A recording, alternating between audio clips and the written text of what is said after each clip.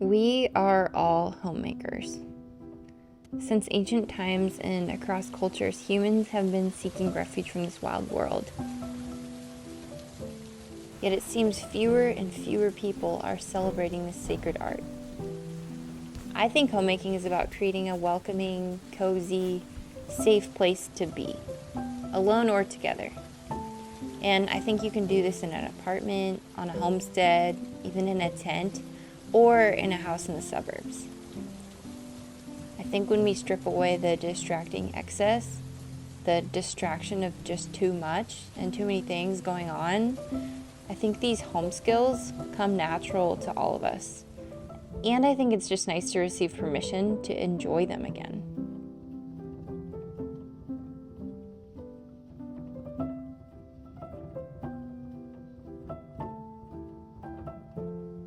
When you're exhausted, though, I think it's normal and healthy to ask for and receive help. Like when you have a new baby, you let the house go and the commitments, and you let other people cook for you and clean for you and care for you. But when you're well rested and your home is simplified and you have a manageable amount of stuff, life's clicking along naturally, I think keeping our homes, whether that's cooking food or sweeping or doing dishes, it's really grounding and therapeutic.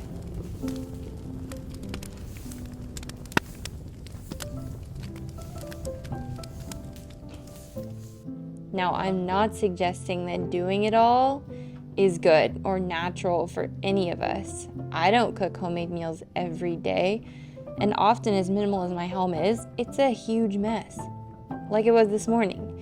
But then at some point in the day, the opportunity arises to spend, 10 to 20 minutes caring for my home. And I actually see that as an opportunity to practice a little bit of self-care for free, right in my own house.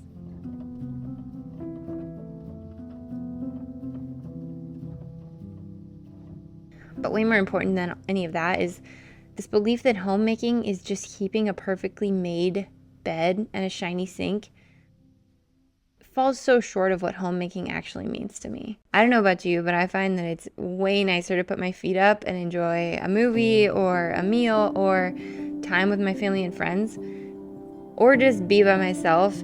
It feels good to be in a home that feels good to come home to, one that's clean and well cared for.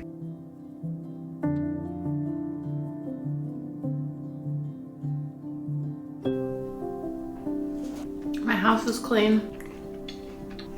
Cheers. Homes are where we go to restore. It's the place we hit the reset button, and it's nice to have a place that moves more slowly than the outside world.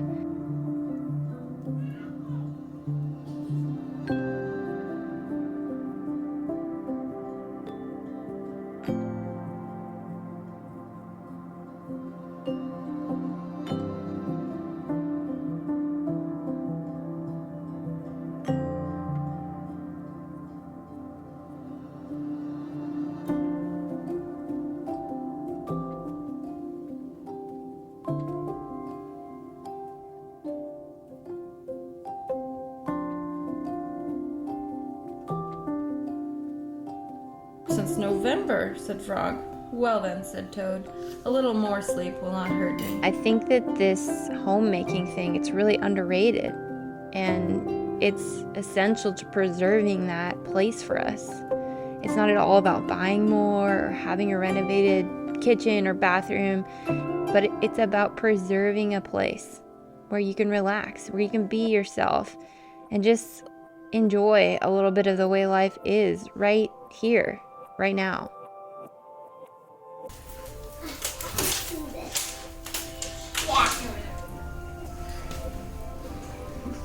I don't want perfect, whether that's perfectly renovated, perfectly decorated, or perfectly clean.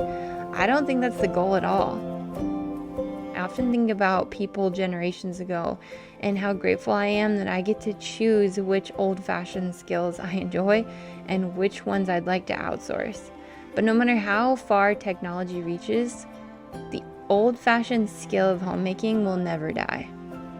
That's because it's more than just important work. It's integral to humanity and to our thriving. It might be unpopular, but I think it's good for us to put our hands to physical work in our physical world, at least for a little while every day, like a counterbalance for our nervous systems in our digital age. It's about much more than cleaning. It's about creating space for ourselves, creating space for our families and our friends. And whatever part you do enjoy of keeping your home and making it feel good to be in, I think you're allowed to enjoy that. And just know it's not meaningless, empty tasks. This is simple, sacred work.